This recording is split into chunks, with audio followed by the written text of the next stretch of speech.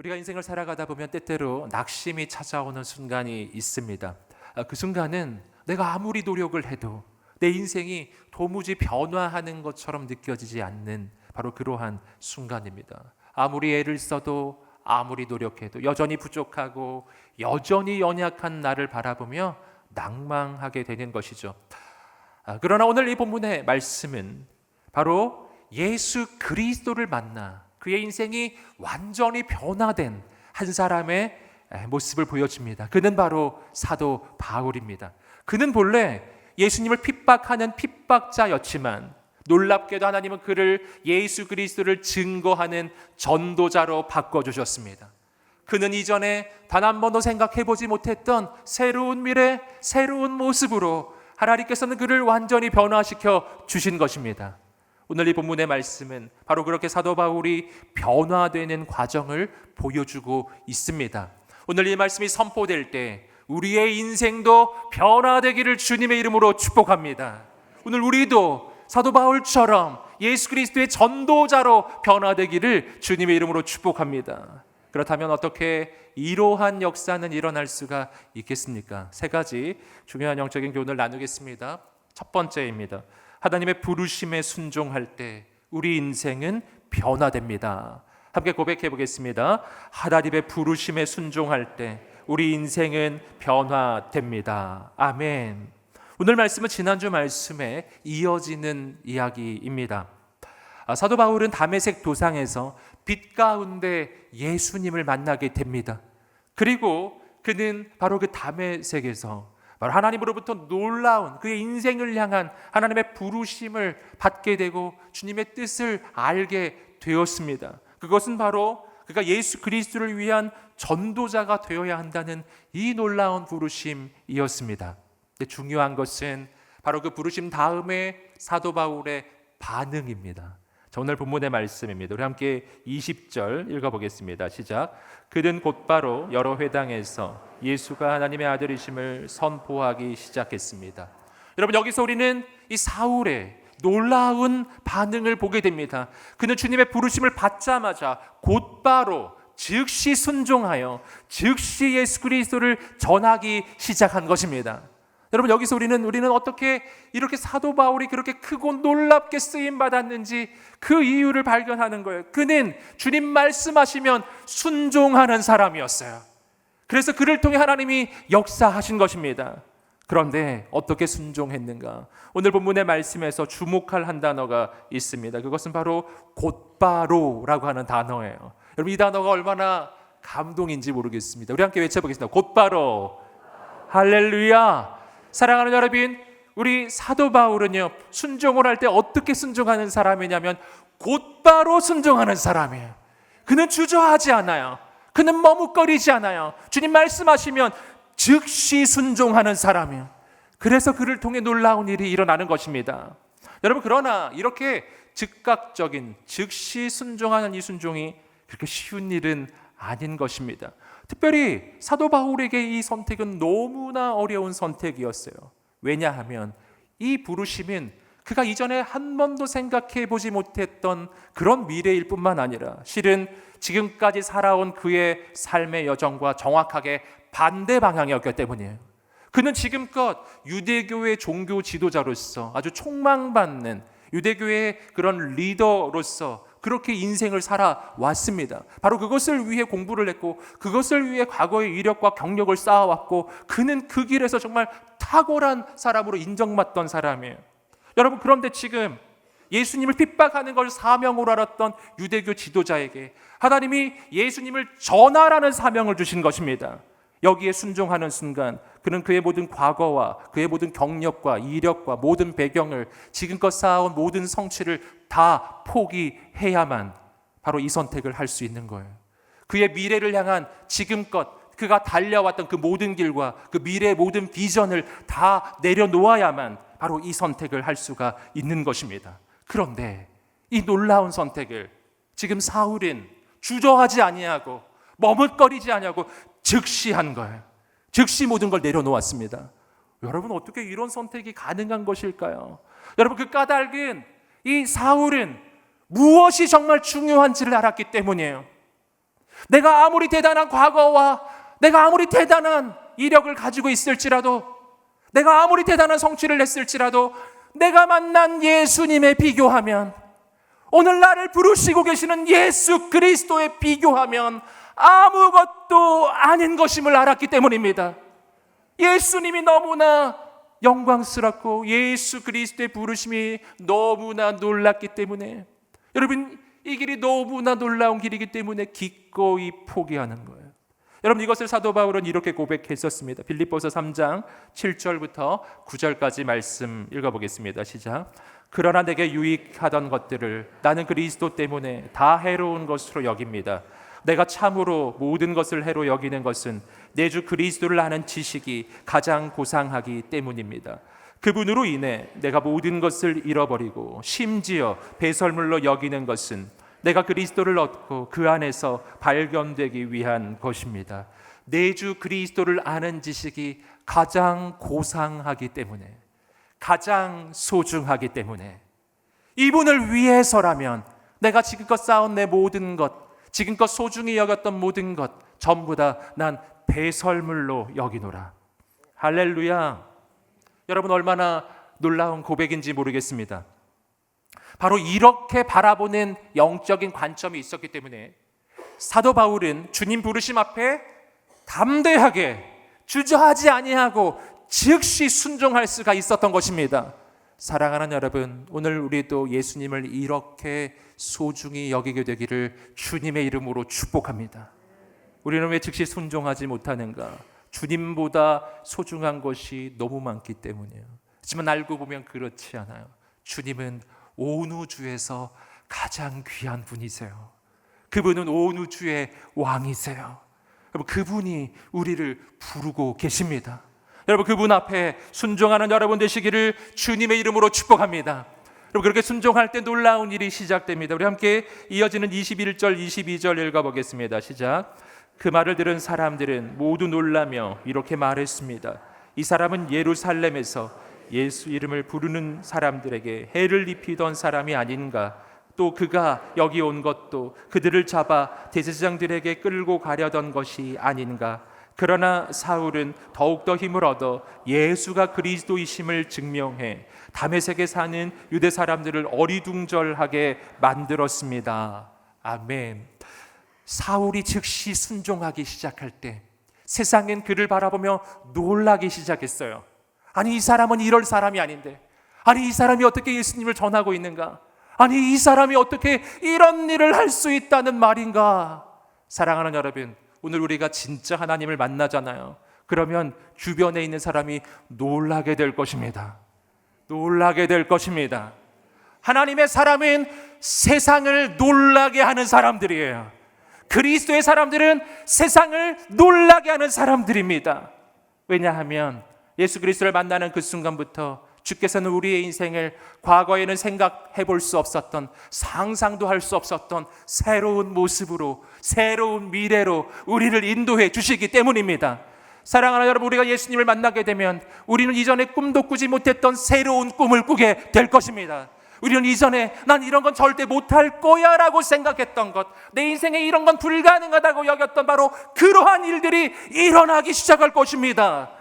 내가 예수님을 진정으로 만나게 되기 시작하면 오늘 나는 주께서 부르시는 그곳으로, 내가 절대 한 번도 갈 생각도 못했던 그러한 곳으로 가게 될 것입니다. 내 인생에는 새로운 일이 시작될 것입니다. 나는 한계를 넘어설 것입니다. 여러분, 오늘 우리의 인생에 그러한 역사가 있게 되기를 주님의 이름으로 축복합니다. 이어지는 구절입니다. 우리 23절에서 25절입니다. 시작. 여러 날이 지난 후 유대 사람들은 사울을 죽이려는 음모를 꾸몄습니다. 그러나 사울이 그들의 계획을 알게 됐습니다. 그들은 사울을 죽이려고 밤낮으로 성문을 철저하게 지키고 서 있었지만 사울의 제자들이 밤에 사울을 광주리에 담아 성벽을 통해 성 밖으로 달아 내렸습니다. 사울이 너무나 강력하게 복음을 전했기 때문에 그는 주께 헌신하고 복음을 전하는 그 순간부터 목숨의 위협을 당하고 그리고 핍박을 당하고 환난을 당하게 됩니다. 악한 마귀의 공격이 시작된 것이죠. 여러분, 그런데 이 장면, 이 악한 마귀가 이렇게 위협적으로 이렇게 사도 사울을 지금 공격하고 있는 바로 이 장면은 역설적이게도 이 사울이 마귀에게 매우 위협적인 인물이라고 하는 것을 보여주는 것입니다. 마귀의 입장에서 봤을 때는 이런 거예요. 마귀의 입장에서 볼 때는 이 사울을 도저히 살려둘 수가 없는 거예요. 이대로 뒀다가는 이 사람을 통해서 수많은 사람들이 예수 믿게 되고 살아나게 되고 죽게 돌아오게 되고 부흥이 일어날 것 같은 거예요. 정말 큰일을 낼 사람이에요. 그러니까 악한 마귀가 이 사울을 그냥 둘 수가 없어요. 처음부터 그를 공격하고 죽이려고 위협하는 이러한 핍박이 시작이 된 것입니다. 사랑하는 여러분, 오늘 우리의 인생도 이런 일이 일어날 때가 있습니다. 내가 주의 길을 걸어갈 때, 믿음의 길을 걸어갈 때 핍박이 오고 환난이 오고 공격이 시작돼요. 여러분, 그때 낭망치 않으시기를 주님의 이름으로 축복합니다. 여러분, 그것이 무엇을 의미하는지 아세요? 그것은 내가 악한 마귀에게 위협적인 존재가 되었다는 뜻이에요. 할렐루야. 여러분, 옆 사람에게 한번 말씀해 주세요. 마귀에게 위협적인 존재가 되십시오. 할렐루야. 한 번 더, 사람에게는 위협적인 존재가 되지 마십시오. 할렐루야. 여러분, 악한 마귀가 나를 공격하고 있어요. 이게 뭘 말하는 것입니까? 이것은 나를 통해 하나님이 행하실 역사가 크다는 뜻이에요. 악한 마귀가 나를 그냥 둘 수가 없는 거예요. 그냥 두면 정말 놀라운 부흥이 일어날 것 같기 때문이에요. 할렐루야. 고난이 오고 핍박이 오고 환난이 오거든 이 생각을 해보세요. 오, 하나님이 얼마나 놀라운 일을 이루시려고, 할렐루야, 이런 일이 일어나는가. 함께 외쳐보겠습니다. 하나님이 얼마나 놀라운 일을 이루시려고. 아멘. 아멘. 옆 사람에게 선포해 주세요. 하나님이 당신을 통해 놀라운 일을 이루실 것입니다. 아멘. 사랑하는 여러분, 이 핍박 속에서 사울은 죽는가? 아닙니다. 오늘 말씀을 보면 하나님이 길을 열어주세요. 문을 열어주세요. 사명자는 죽지 않습니다. 하나님은 사명자를 지켜주십니다. 길을 열어주십니다. 문은 열릴 것입니다. 여러분, 오늘 우리는 그러므로 순종하는 거예요.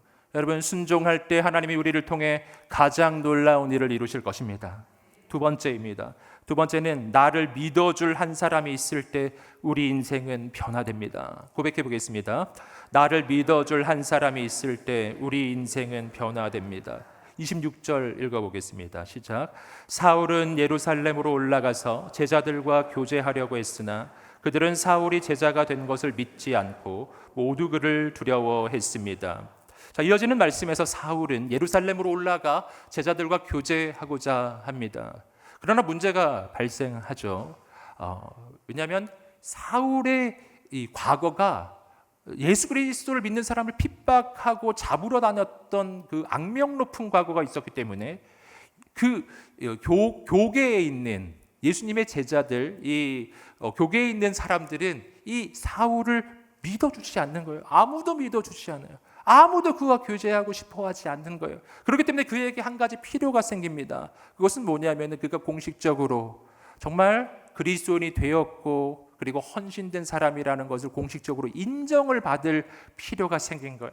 그래서 그는 예수님의 제자들, 즉 사도들을 만나고 싶어 합니다. 이것이 예루살렘에 온 이유였는데, 그러나 문제는 그를 그 사도들에게 소개시켜줄 사람도 없는 거예요. 그를 옹호해 주는 사람은 아무도 없는 거예요. 그 순간에 이 사울을 믿어준 한 사람이 있었습니다. 그가 바로 바나바예요. 자, 이어지는 이야기입니다. 우리 27절, 28절 읽어보겠습니다. 시작. 그러나 바나바는 사울을 데리고 사도들에게 가서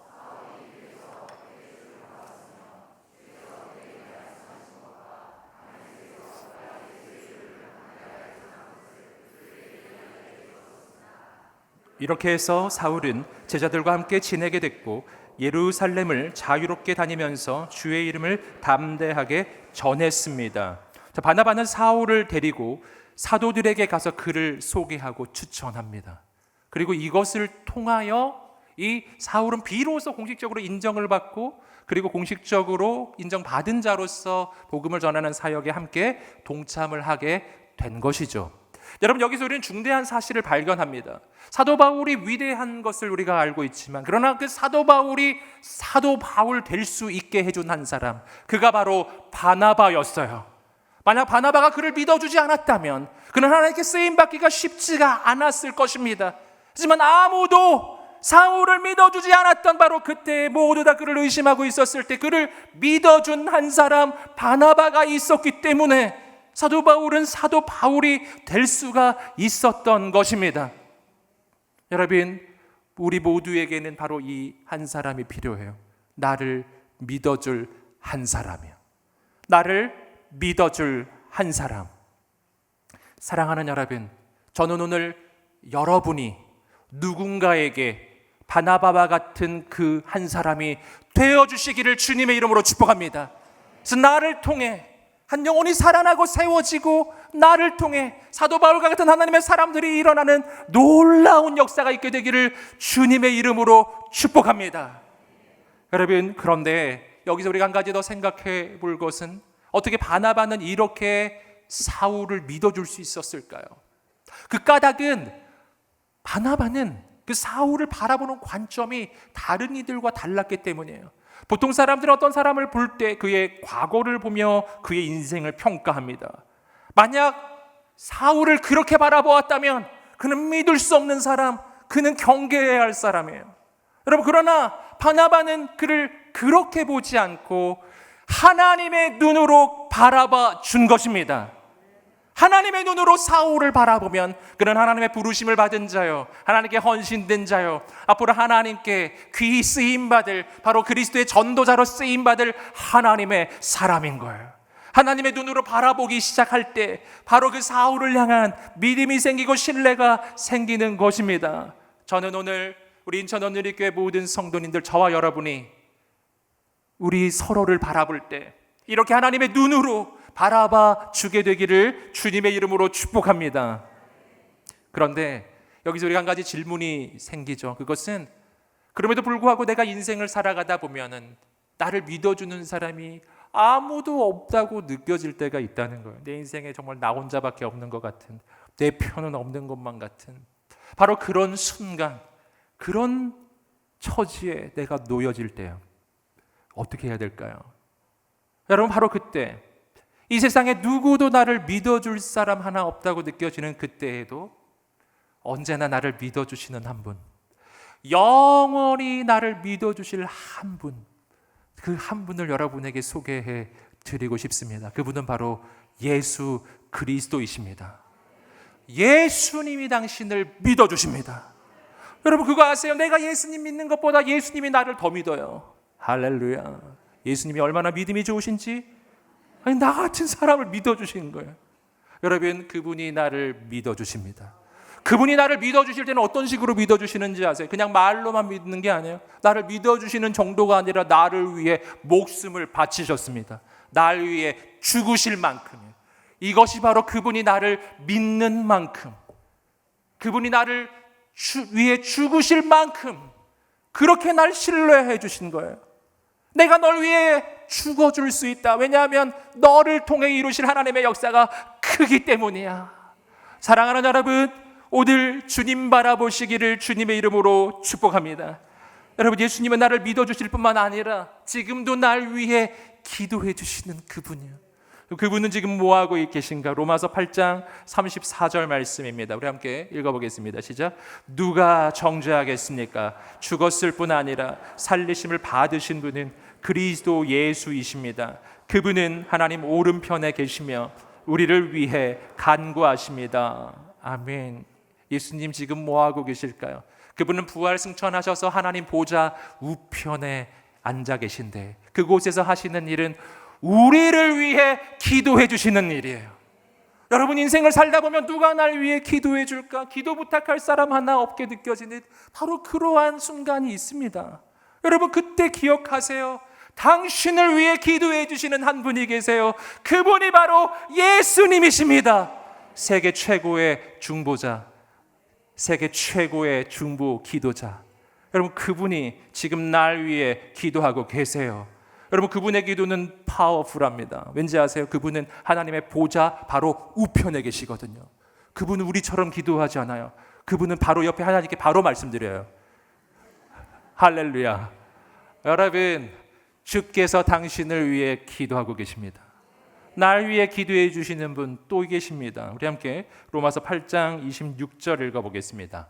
시작. 성령께서도 우리 연약함을 도와주십니다.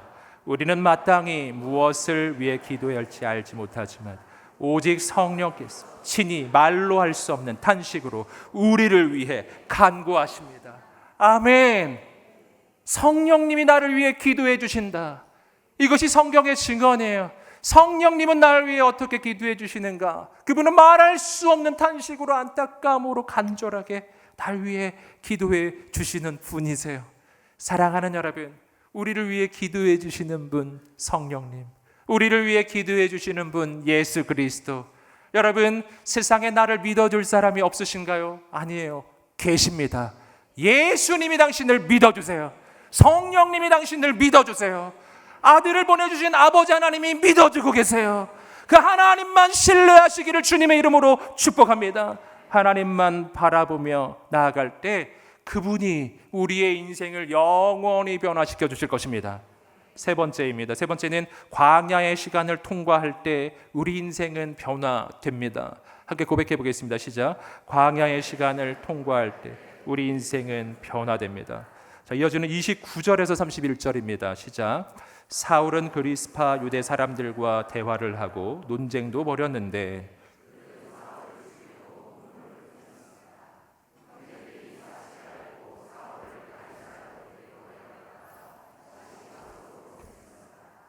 이렇게 해서 유대와 갈릴리와 사마리아의 온 교회가 든든히 서가면서 평안을 누리게 됐습니다. 그리고 교회는 주를 두려워하고 성령의 위로를 받으면서 그 수가 점점 더 늘어갔습니다. 자, 사울은 다시 목숨의 위협을 받고 공격을 받게 됩니다. 그래서 예루살렘을 떠나 가이사랴를 지나 그리고 다소 자신의 고향으로 돌아가게 된 것이죠. 여러분, 이렇게 다소로 돌아간 다음에 그가 다시 이 사역의 전면으로, 역사의 전면으로 부상하는 순간은 언제냐면 바로 안디옥 교회가 설립되고 그리고 바나바가 다시 이 사도 바울을 불러줌을 통해서 그의 본격적인 선교 사역이 시작이 된 것입니다.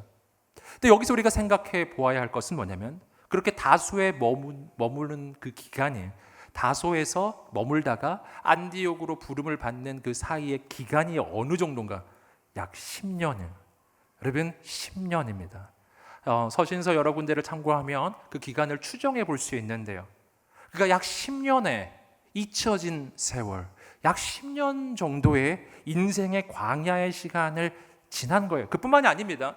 오늘 사도행전에 자세히 묘사되어 있지 않지만 다메섹에서 예루살렘으로 올라가는 그 사이 과정 속에 3년 동안 아라비아 광야에서 지낸 시간도 있어요. 갈라디아서에 나오는데요.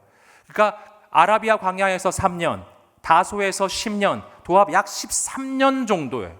여러분, 사도 바울이 주께 헌신했을 때, 헌신한 그 순간에 즉시 우리가 기억하는 그 놀라운 선교 사역이 시작된 게 아닙니다. 그는 주께 헌신됐어요. 부르심 받은 즉시 움직일 준비가 돼 있었지만, 하지만 하나님은 13년 동안의 그의 인생의 광야의 시간을 주셨어요.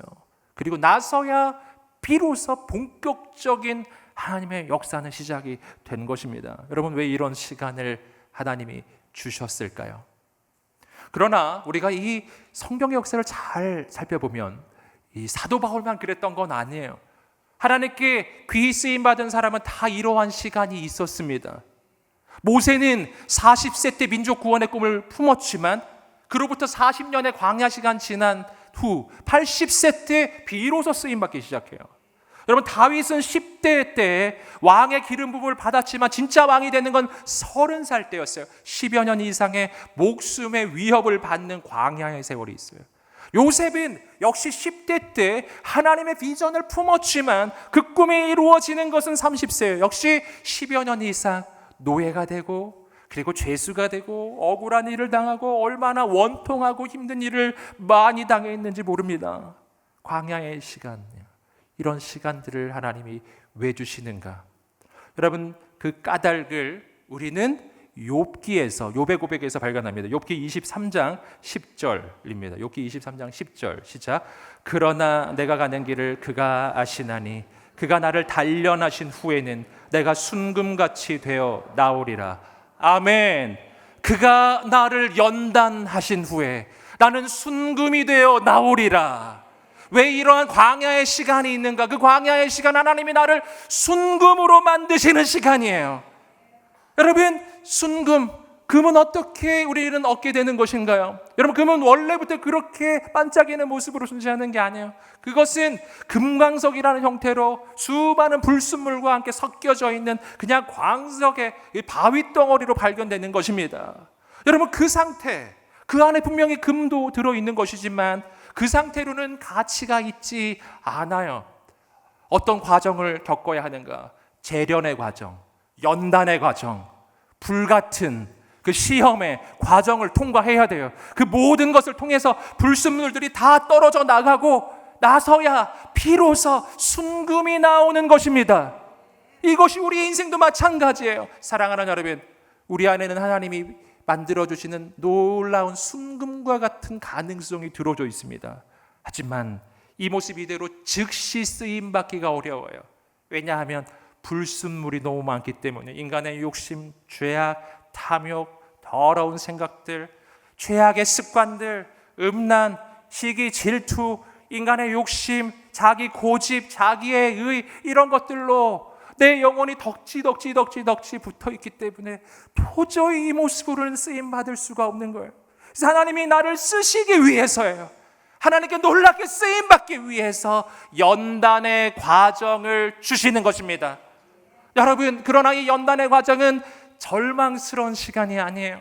사랑하는 여러분, 금광석을 거기서부터 금을 채취하기 위해서, 금을 뽑아내기 위해 재련과 연단의 과정을 경험할 때 그 뜨겁고 어려운 시간을 경험하겠지만 여러분, 그 시간을 누가 절망스럽다고 보나요? 그렇지 않아요. 이 시간 지나면 순금이 나올 것을 우린 다 알기 때문입니다. 우리 인생이 그래요. 여러분, 인생의 광야의 시간을 경험하고 계신 분이 계신가요? 우리 인생은 그렇게 끝나지 않을 것입니다. 광야를 지나면 약속의 땅이 나올 것입니다. 하나님의 연단이 지나가면 우리는 순금이 되어 나올 것입니다. 하나님의 연단이 지나가면 내 안에 모든 불순물들이 다 제거돼요. 그 불순물들이 다 제거나면 나는 거룩하고 정결한 그릇이 되어 거룩하고 온전한 통로가 되어 하나님께 쓰임 받을 것입니다. 그때부터 하나님의 놀라운 역사는 시작될 것입니다. 사랑하는 여러분, 광야의 시간에 낭망하지 않으시기를 주님의 이름으로 축복합니다. 믿음으로 광야의 그 시간을 통과하십시오.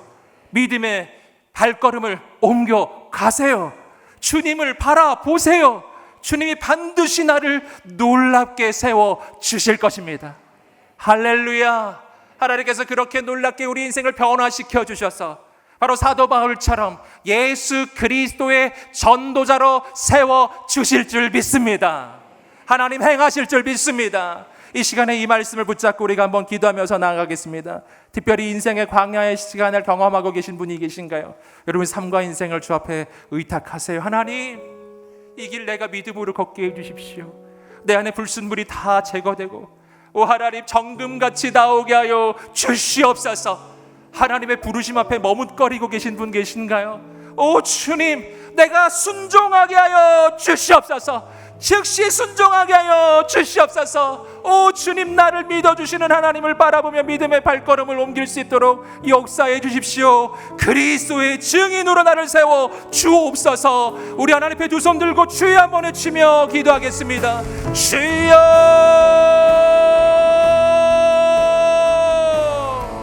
주여,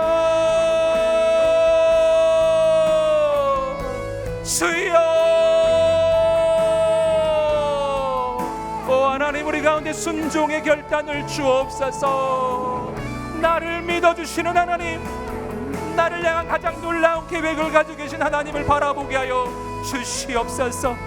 내 인생의 광야의 시간을 믿음으로 통과할 수 있도록 주여 역사해 주시고 기름 부어 주시고 주님, 나를 통해 하나님 새 일을 이루소서.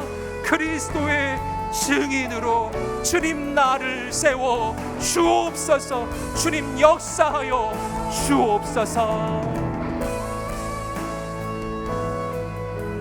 사랑하는 주님, 아버지, 주님 나를 부르실 때 주저하지 아니하고 순종할 수 있는 믿음을 주옵소서. 나를 믿어주시되 끝까지 믿어주시는 주님만 바라보며 내가 주님의 그 부르심의 길을 걷게 해 주시옵소서.